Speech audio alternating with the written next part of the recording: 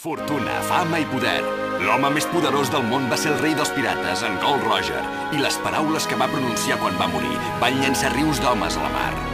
Els meus tresors ja us els podeu quedar. Aneu-los a buscar. Allà hi he deixat tot el que he aconseguit.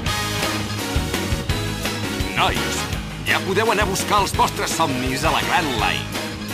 Ara és l'era de la gran aventura!